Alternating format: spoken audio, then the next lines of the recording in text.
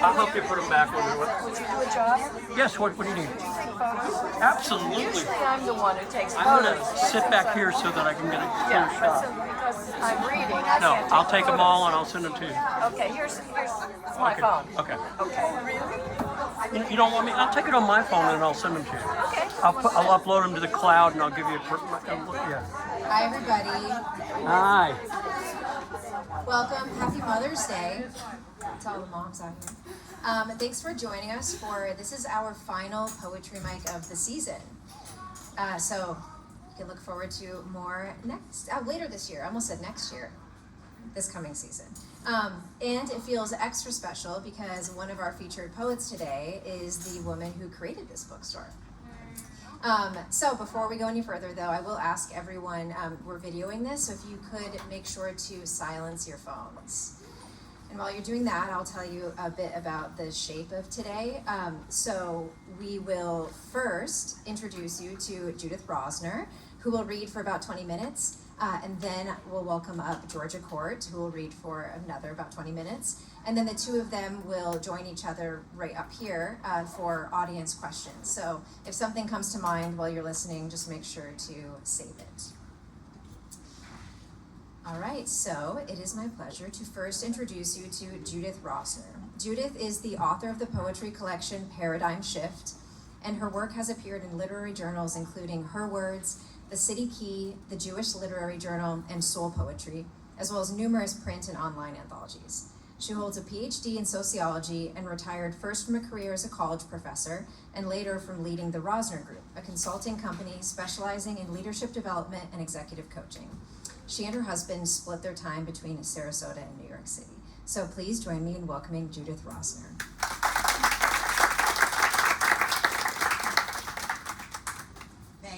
Thank you for that introduction, Bryn, and thank you, Georgia, for providing this incredible bookstore and all the work that you do for the arts here in Sarasota. And I feel very privileged to share this hour with you. Dreams actually do come true. Yesterday at 6 o'clock, I got a call from my daughter, and she said, "Mom, did you get what I sent you?" And I said, "No, I haven't." She said, "Well, I just got a notice that said it's been delivered, so you better look outside." And I looked outside. There I found Ari and my granddaughter, Eliana. So, very, very special Mother's Day gift for me. And special, too, because poetry found me about 10 years ago. And before that, I wrote a number of personal essays. But over the last 10 years, I've been writing, and I decided, and my motivation for putting it together in a book was to leave a legacy to my daughter. I am still writing, so I'm hoping she will have another book to put on the shelf before I'm done. So this book covers the arc of my life, but I would like to sort of tip a hat first to my parents. I think any sociologist would probably say that my parents didn't have a chance of making it, but they did, because they were very, very opposite. Mom and Dad. The cocoon in which I grew was smooth on one side, prickly on the other. I flourished between them. His dry sense of humor, her wet kisses. His creative bent, her legal mind. His common sense, her flights of fancy. He reserved, she gregarious. He the cheerleader, she the critic. He graduated high school, she law school. He at the drums, she at the piano, playing a duet of opposites.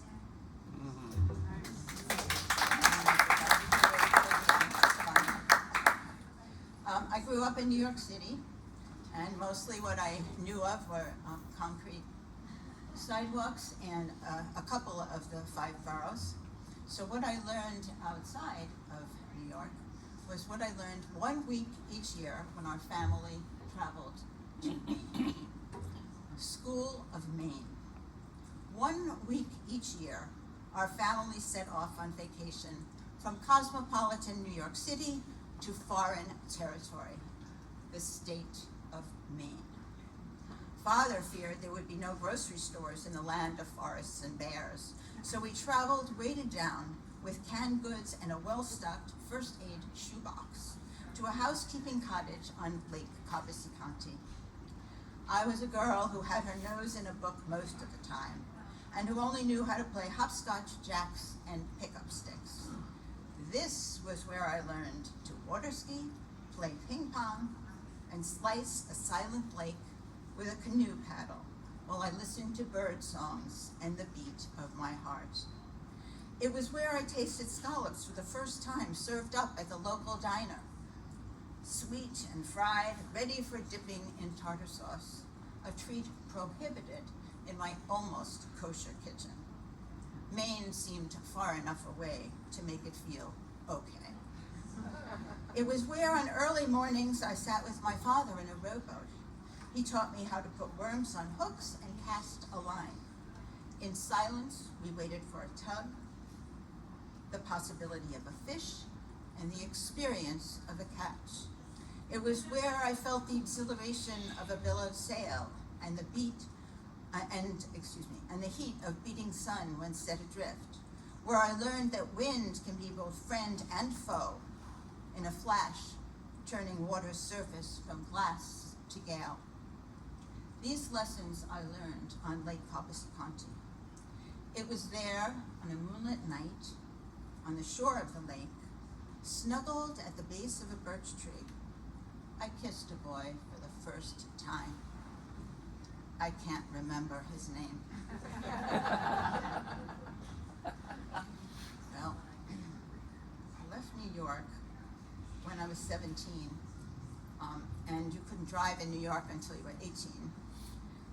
We didn't have a car anyway. I could use plenty of mass transit, so it was later on that I learned how to drive. And any of you who have been taught how to drive by someone you cared a lot for, you'll relate to this. Driving lessons, I had no idea how hard it was to turn a steering wheel, nudge around a corner, orchestrate the movement of my feet on 3 pedals, make the monster move. My teacher was patient with me, deciding I'd do less damage starting in a chair rather than behind the wheel of the first car he ever owned. 3 shoes faced me: sneaker, slipper, sandal. Now, he said, when you put your foot down on the sandal, you come up on the sneaker. And to give me full effect, he mimicked engine sound so I'd think I was moving. What love. To learn to turn, he took me to an empty parking lot where he had me execute figure 8s around barrels over and over again, looking for perfection. This gave me a splitting headache, and I was angry. I married him anyway.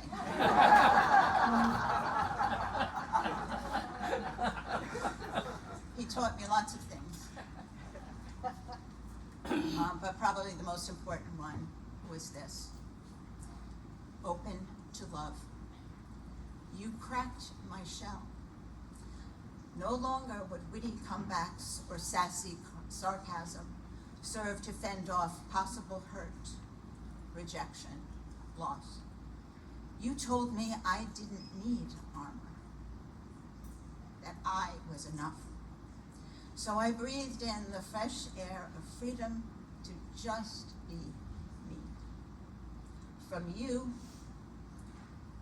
I learned that love most easily lands on a soft heart.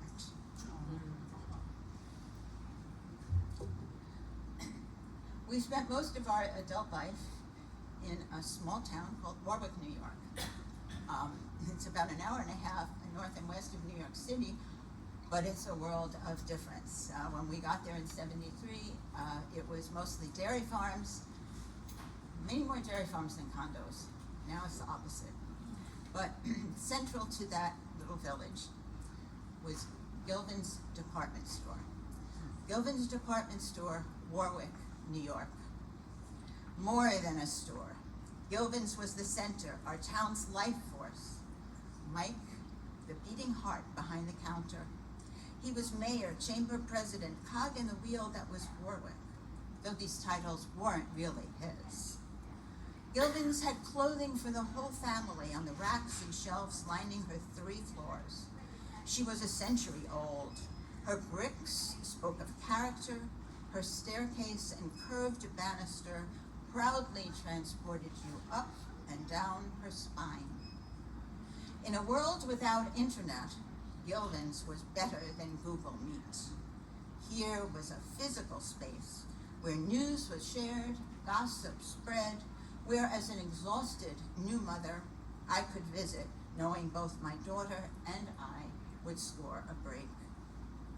Mike would swoop Ari into his arms and take her next door to the Greasy Spoon Diner, where they would share rice pudding or babble over a bowl of rum raisin ice cream, leaving me free to shop or talk with friends and neighbors.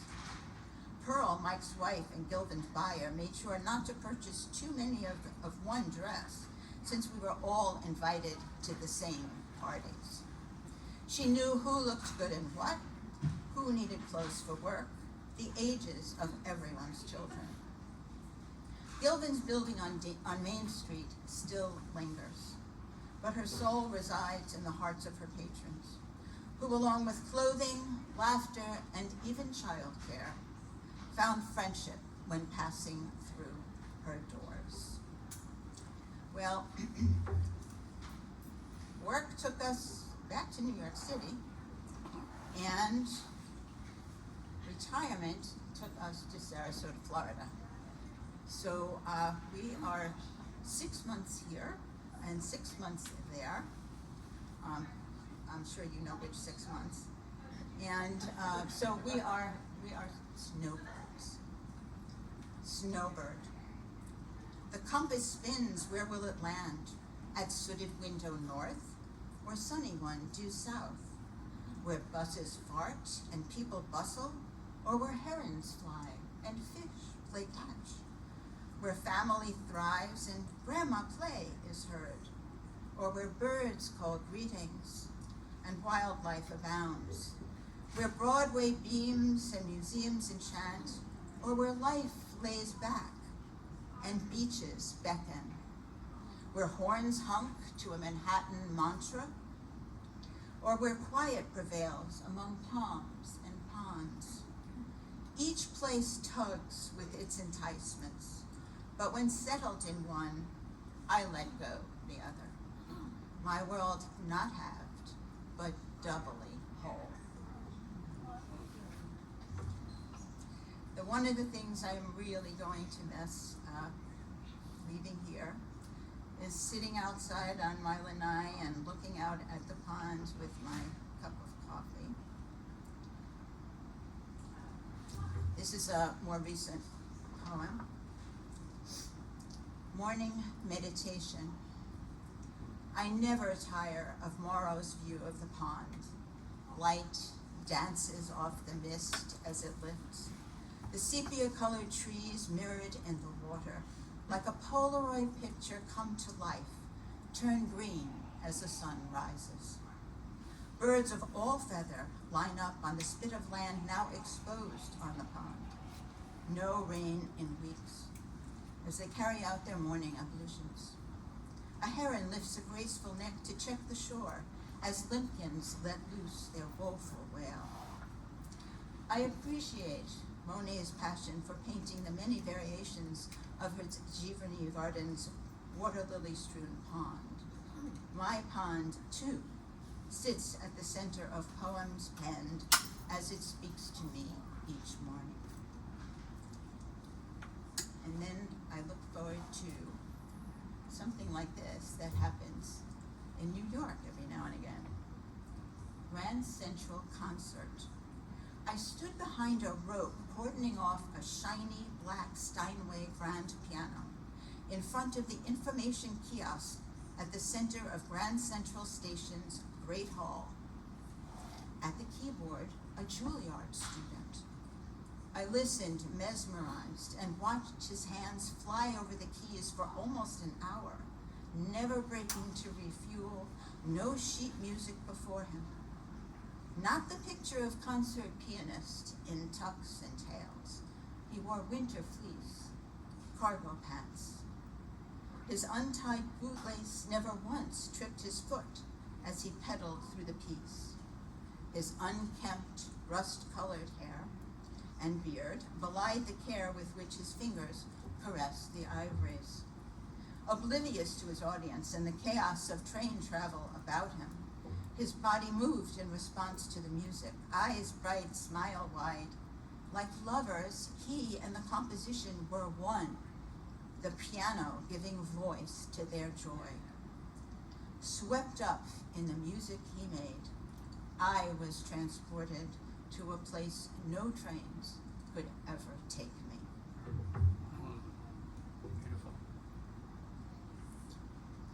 One of the most wonderful coming of age points in my life was becoming a grandmother. I wrote this poem when Eliana was around 2. Loving what she sees. Sitting squatted on her haunches as only a 2-year-old can do, she peers at herself in full-length mirror. Perfect round face, dimpled chin and cheeks, dark eyes bordered by thick black lashes, eyebrows almost touching. She sweeps untamable chestnut hair from one side of her face, then the other. Pleased, she purses rosebud lips and sails an air kiss to her mirrored self. Turning, she sees me watching and sends me an unself-conscious smile. I pray when at 9, 11, 15 years and more, she's just as happy with her reflection. Beautiful.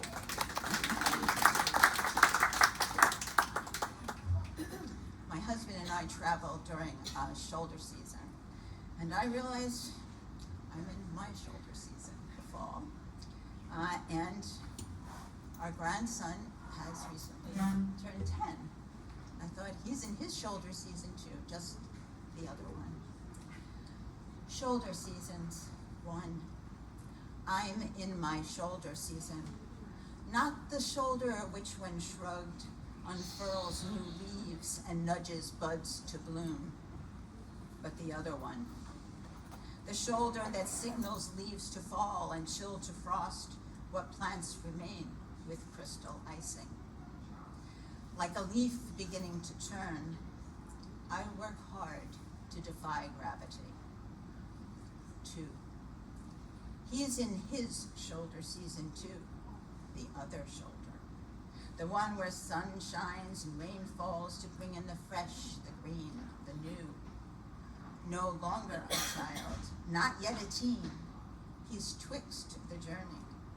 Limbs lengthening, face changing, hugs 1 minute, snarky retort the next. We're each finding our way to the coming season.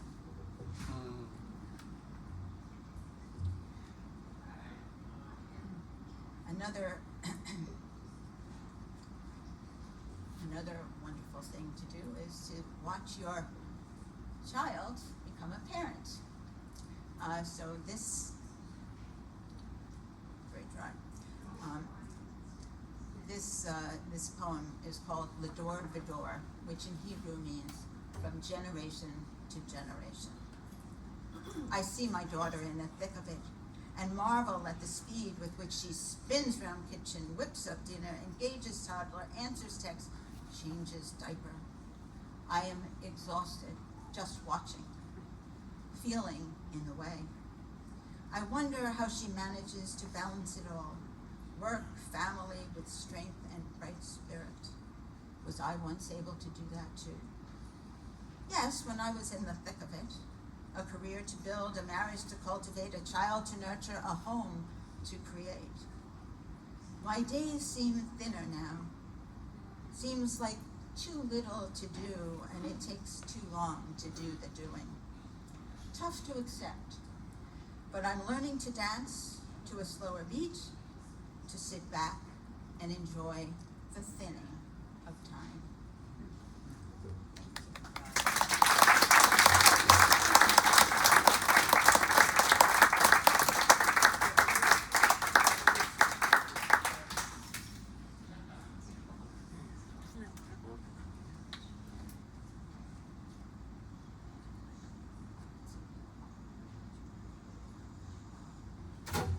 Thank you so much, Judith. And how special to have you two here for this.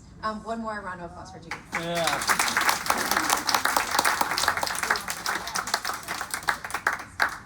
Okay, so now I'll introduce you to Georgia Court.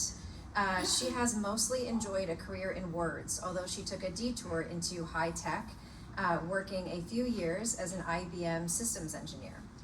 After earning her master's in journalism, she was marketing director for a PBS station, and then ran her own PR events company, wrote a book about event planning, published a healthcare newspaper, wrote a regular column for one of Cincinnati's daily newspapers, and taught at the University of Cincinnati.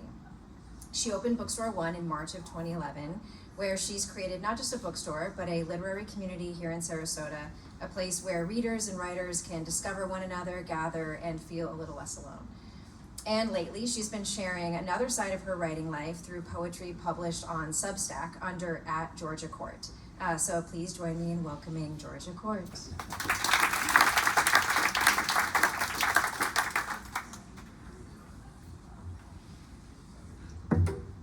Thank you, Bryn. I'd forgotten about my checkered past.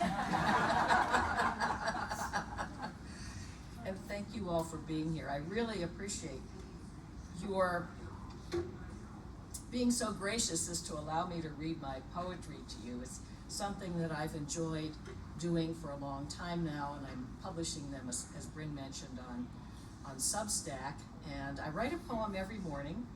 Most of them aren't great, but you know, that's where I start my day, and many of these poems have evolved from there. And since it's Mother's Day, I'm going to actually start and end with the poem related to Mother's Day. And since we are also in the season, which never seems to end, of elections, I'm going to read a poem that I wrote actually a long time ago called Voting with My Mother. On election day, she'd take out the car, pick up grandmothers who couldn't drive, take them to the polls, try to talk with them on the way. I wondered if she understood what they had to say, their old country accents thickening the warm air of the Cadillac's heater. Most years she pulled the lever, voted a straight ticket, me beside her, tugging at her winter jacket, the morning outside, leaning toward Thanksgiving, candidate flyers littering the concrete walk like dry leaves from a pin oak. She wanted Stevenson, got Eisenhower. Wanted Humphrey, got Nixon. Wanted McGovern, got Nixon. Wanted all the politicians with no chance, but every November kept driving, kept voting, kept pulling that lever.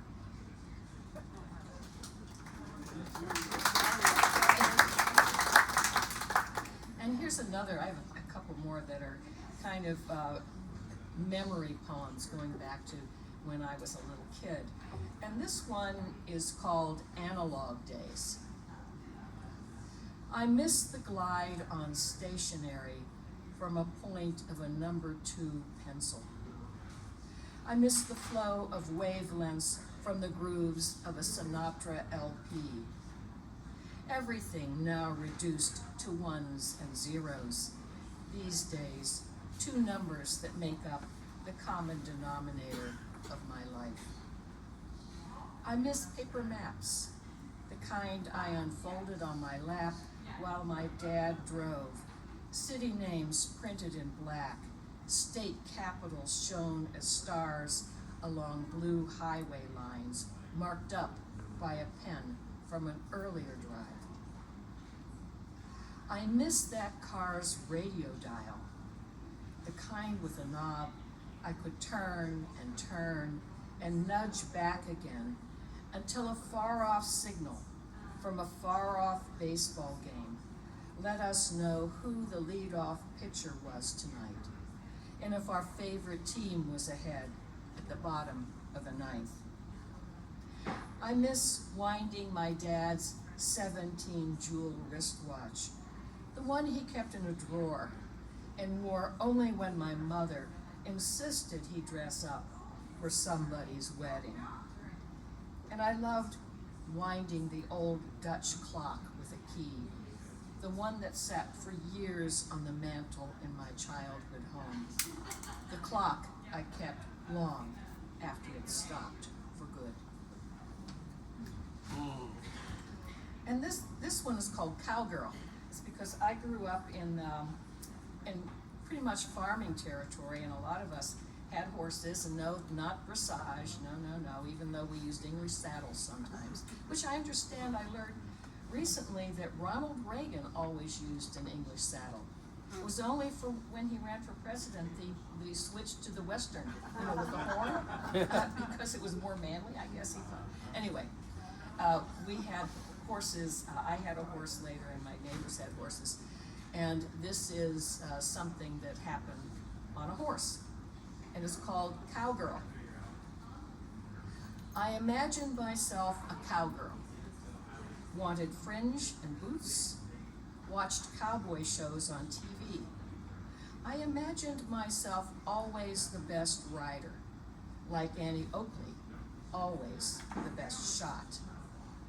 Next door in the Mitchell's barn, Jimmy, the 17-hand-high Tennessee walker, allowed us kids to cinch his saddle, to put on his bridle, adjust the bit. He let us wipe down his sweat, curry his coat. We'd take turns riding tall through fields of Queen Anne's lace. Surprised rabbits startled Jimmy enough to make him rear, me hanging on, standing in the stirrups like I'd seen in posters for movies.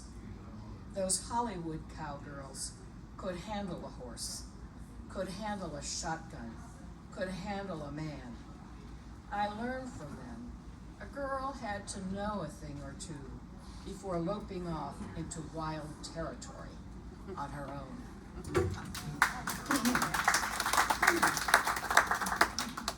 Okay, now we're going to come more to present day, and I think those of you, anybody in this audience who ever shops online? Anybody? Okay, this one is called Toaster Oven. The internet knows I bought a toaster oven once. It's a nice toaster oven. It makes toast mostly, and I have no need for a second toaster oven. But every morning, and often afternoons too, I get a message inquiring whether I'd like to buy a toaster oven, since there are apparently many choices of toaster oven, and I only possess one. I'm impressed at how the internet knows that toast is important to me. My daily life impossible without the crunch of a perfectly browned slice of whole wheat to nourish my body, which runs solely on toast, or so the internet imagines. And this next one is, it took place when my late spouse and I were traveling in New England. We'd rented a house on Cape Cod, and this is a story about a mouse who appeared while we were staying there. And this is entitled Mouse. A mouse made her way across the ancient carpet in Cape Cod, traversing one side of the room to the other, quickly, in a hurry to disappear from view. My instinct was to eliminate her. I set spring traps from Ace, waited for days, but I never saw her again. I think of her now, peering at me from underneath the couch with small brown eyes, watching me set those traps, wondering what it was I had against her tiny soft body, her minuscule beating heart, her quick breaths. I'm sure her whiskers twitched in disbelief at me trying to drive her out of the place where she had raised family after family. Me, a summer visitor who would soon be gone, and she, a year-round resident, longing for peace in her own home. Excuse me. And while we're on the theme of wildlife, does anybody here know what a palmetto bug is? I think the answer is yes. This poem is called Conversation with a Palmetto Bug. If you used words, I mean words we humans could hear and understand, not the words you use to call out to one another, to say, good to see you after all these years, since your kind lives a very long time.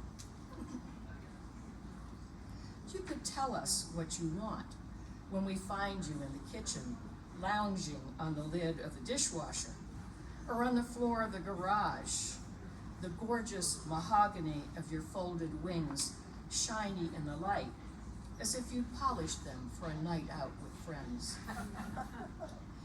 If we could have a conversation, would you, Mr. Palmetto, believe me if I told you I only want what's best for you and for me? For you to return to the mulch where you were hatched. For me to feel secure behind the walls of my house where, even though I appreciate your beauty, really, I feel compelled to scoop you up in a trap devised for the purpose and return you to your life outside.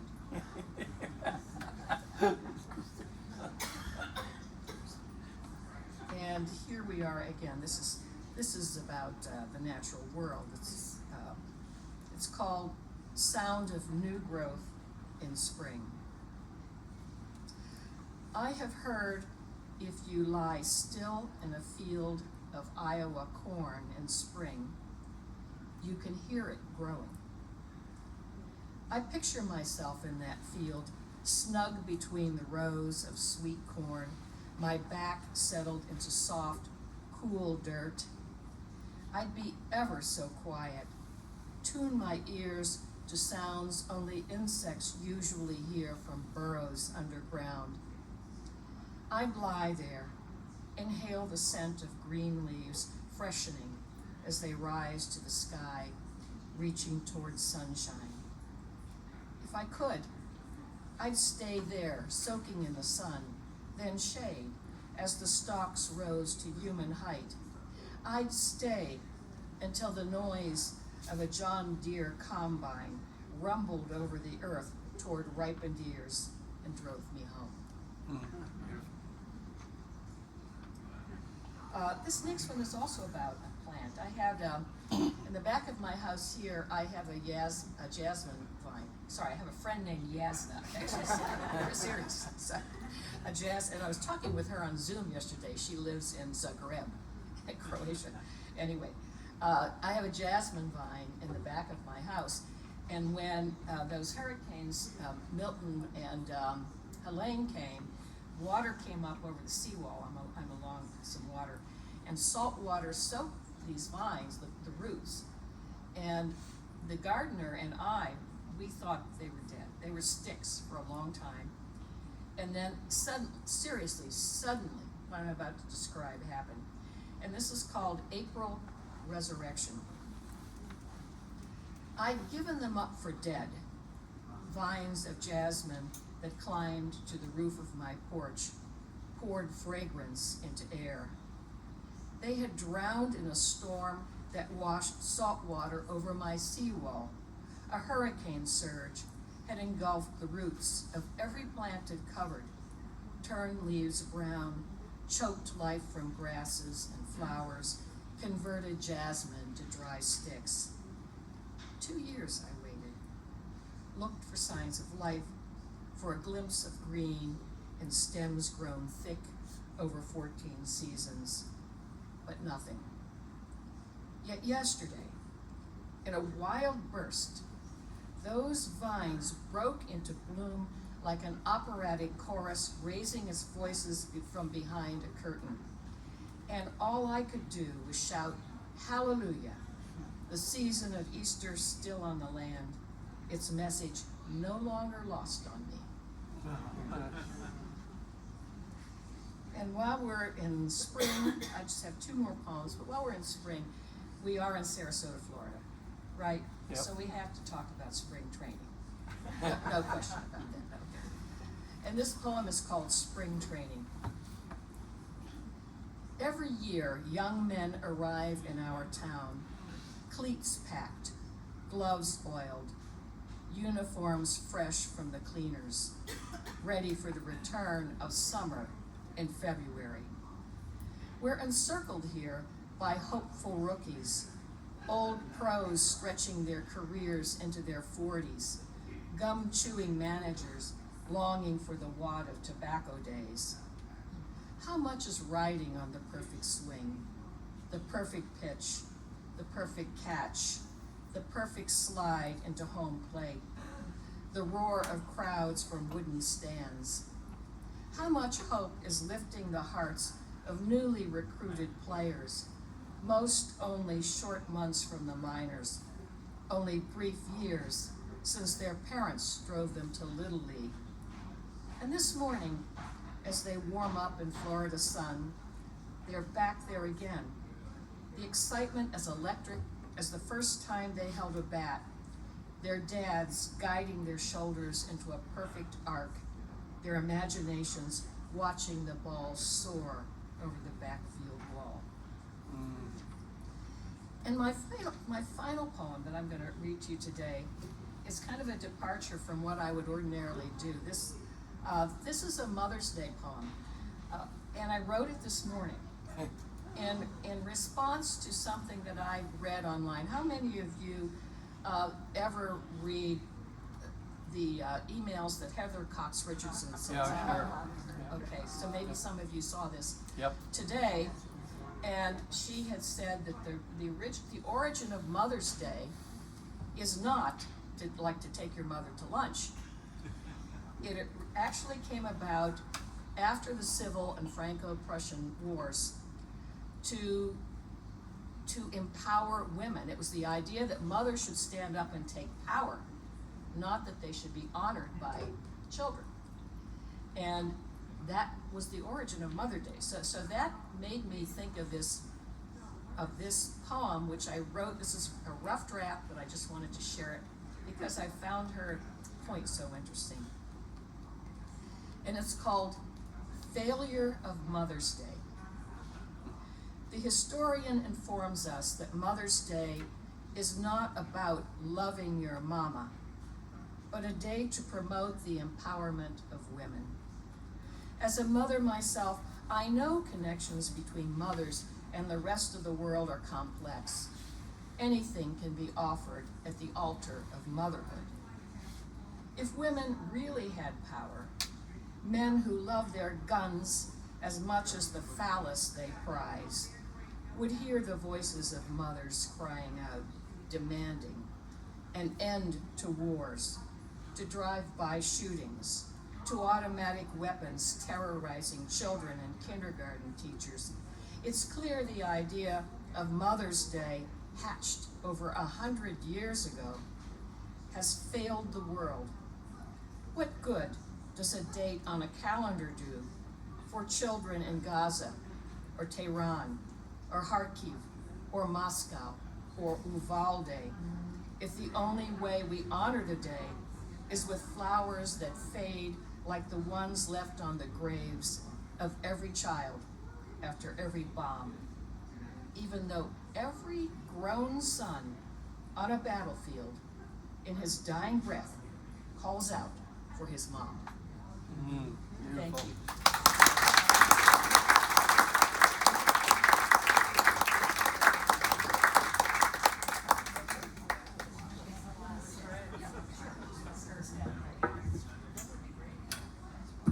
That was beautiful. Let's give Georgia another round of applause when we sing it.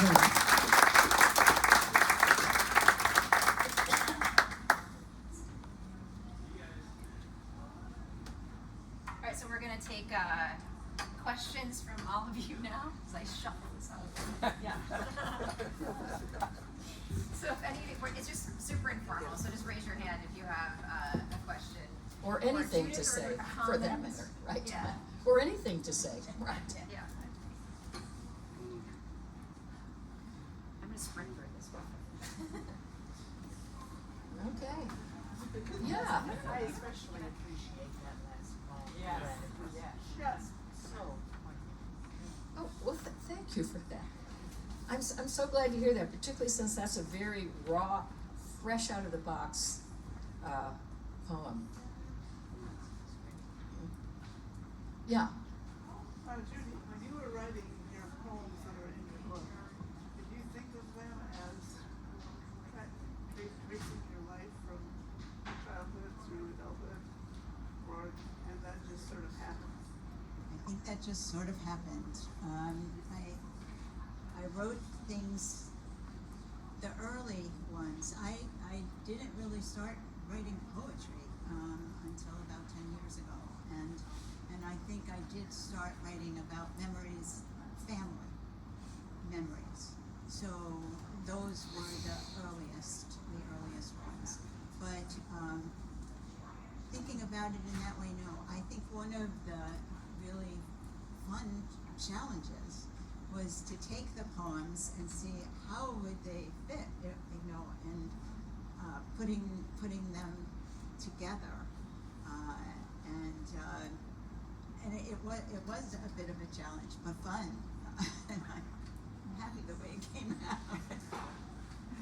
Thank you. Judy, your book, Paradigm Shift, was so touching and touched me especially. I'm curious about your next book. Because this is Me too. Very. Do you have thoughts about how you're going to, what the focus will be? No. No.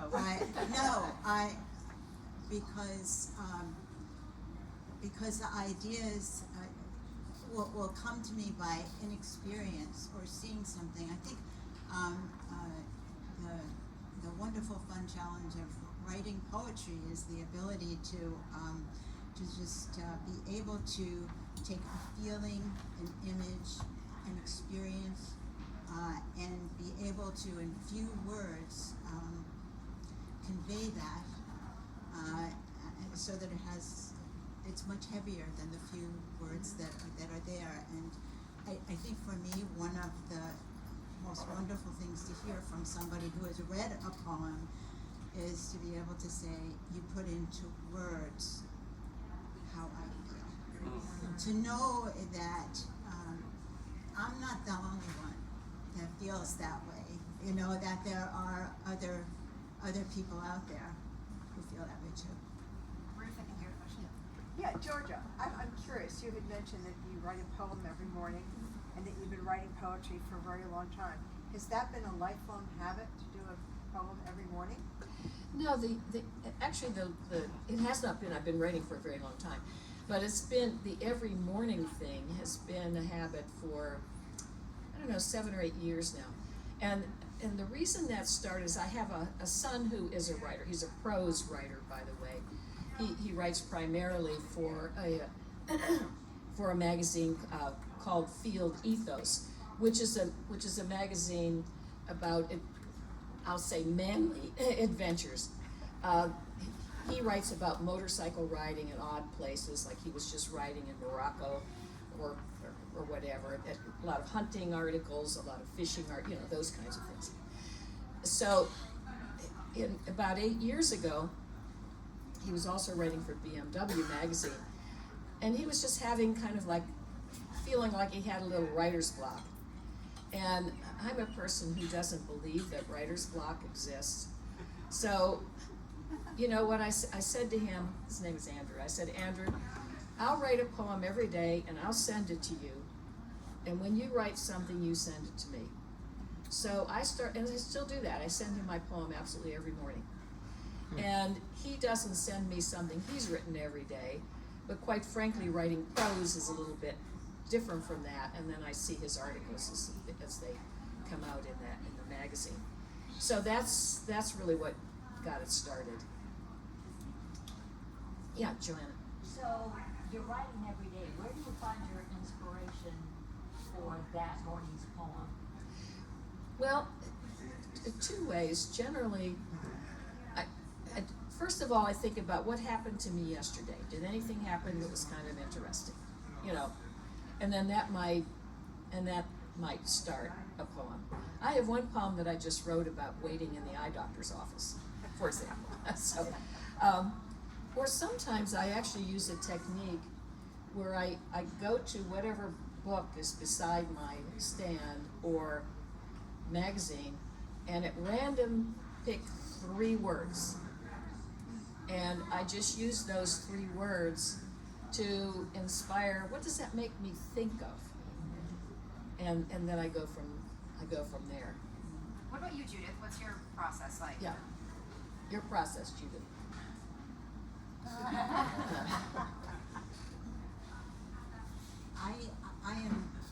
I think that's wonderful.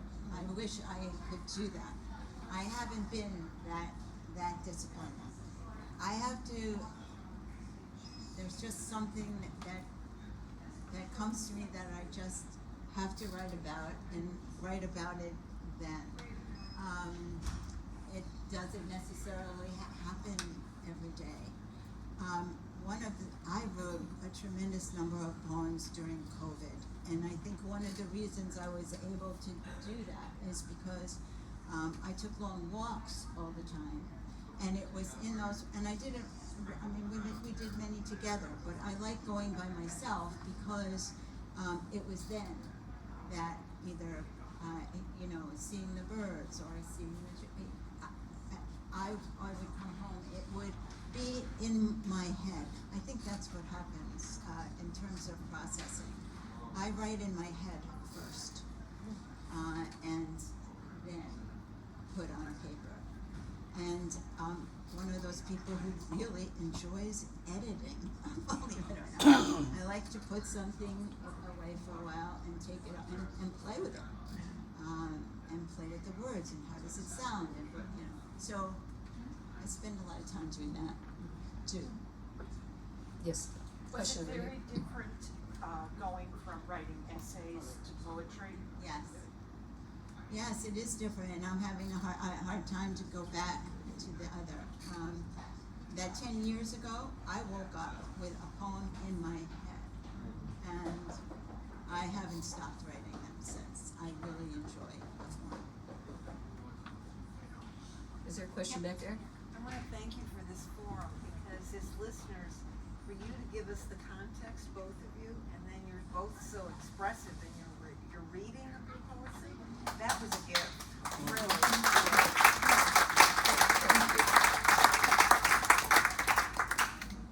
Yeah, over here. Did you send your son that poem you wrote this morning? I did. Did he respond to it? Not so far. He doesn't respond to every poem that I've written, but he does respond frequently, particularly if it resonates with him.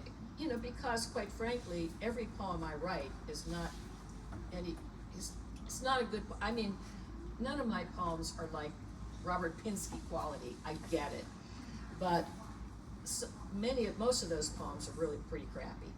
And I send them to him anyway, and it's really just because of the idea, as I'm showing him, that you can write every day. it almost doesn't matter what you write, as long as you write every day and kind of keep the, in my view, and you keep the wheels moving. You know, it's just like walking every day. I mean, if you sit still for 2 months, then stand up and decide you're going to take a long walk, that's going to feel hard. So, you know, that's the way I look at writing. I was sort of wondering what you think his sentiment would be to, what his response would be to the sentiment of that poem. Because you described him as a hunter, a fisher, Yeah. a motorcycle. I sort of see him kind of having a little macho personality. Yeah. And he's not a hunter, by the way. He actually isn't. The magazine he works for covers a lot of hunting. They go hunting for rhinos and, you know, Africa and that sort of stuff. That's not his thing. Motorcycle riding and fine watch collecting are actually his things. But I think he'll look at that poem and he will, he feels the way I do about these unnecessary wars and just reaching out and killing people for why, you know, for what reason. So I think that he will agree mainly with my sentiment. Yeah. I guess I was, I appreciate your bringing the female perspective to war and to peace, and a lot of men miss it. Mm-hmm. I appreciate it. And I just wondered how he felt. If he responds, I'll let you know, because I'm going to see him. Yeah, Bryn. What poets, for both of you, what poets do you often turn to when you're looking for inspiration, or just what poets do you love the most?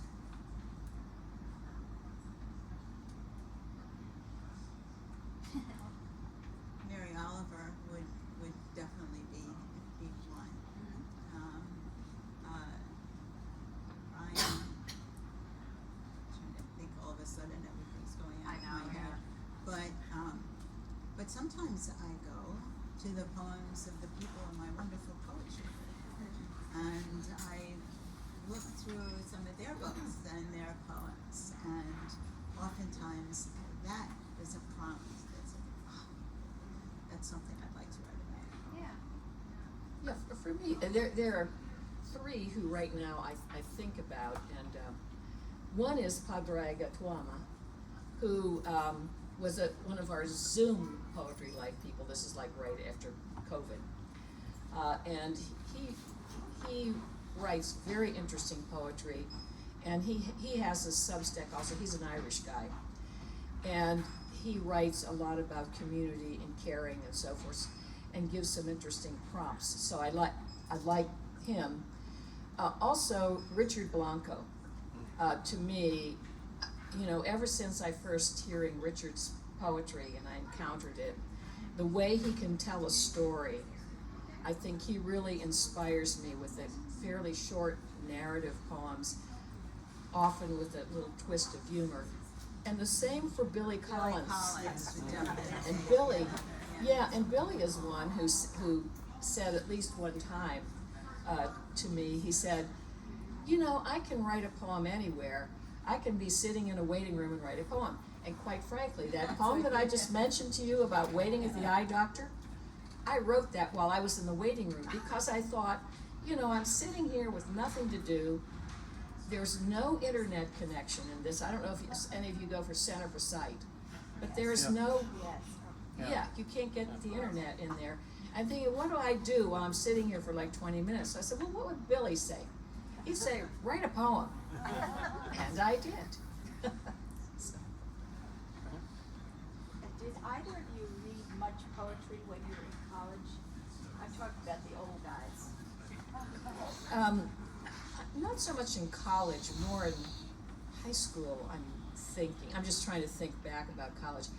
But, I very quickly, I hate to say this, but I kind of really got sick of Yeats and, you know, that, what I call that 19th century sort of aesthetic in poetry. I so much prefer more contemporary poetry. I would agree, and no, I did not have my background wasn't in a lot of English lit and poetry, and that's all afterwards. Or yeah, so it wasn't in college. College was psych and social. It was my life in college. Yeah, my undergraduate degree is in psychology and graduate in journalism. So, but one of the things that journalism teaches you to do is to get on it and write it short, because a typical column is 600 words. I mean, I know that's longer than a poem, but you really do get trained to focus your attention on the subject at hand. So I think that lends itself to poetry in a way. I think in terms of my background and what was very helpful, I mean, as a sociologist, you are an observer, and you observe behavior, you watch people, and that's training. Interview people, you know, that kind of thing. And I find that certainly helps, because in poetry, you need to pay attention to. So that has stood me in good stead. Any other questions? Well, thank you all. Thank you so Thank much. you so much. Thank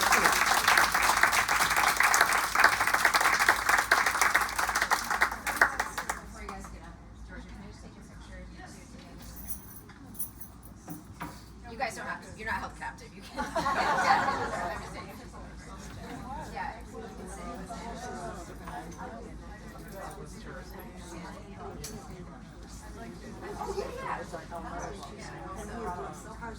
Also, we have copies of Judith's book downstairs, right at the second register. So if anybody's interested, and I'm sure you're happy to sign them too.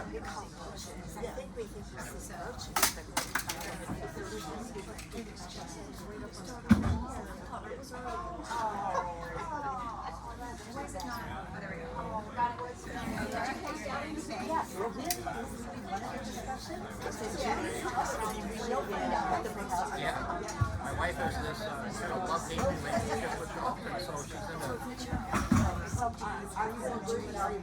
No, I'm in a really bad place now. I have this weed down these kind of like, and I think they're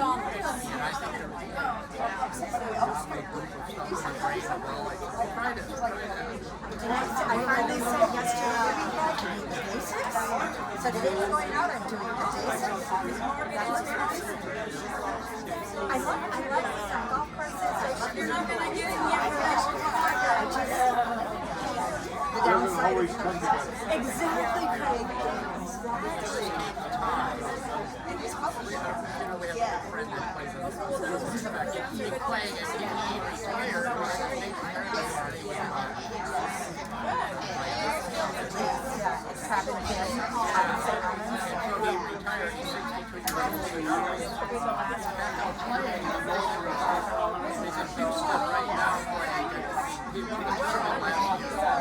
So they had to invite him back.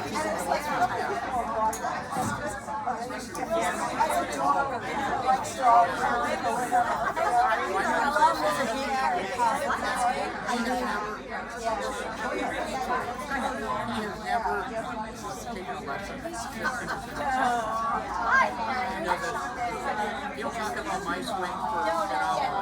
He'll not talk about his swing. You guys could have told me what's going on up there. Well, they closed it. Well, they closed Our son-in-law is in charge of closing things down. Not everybody understands his decision to close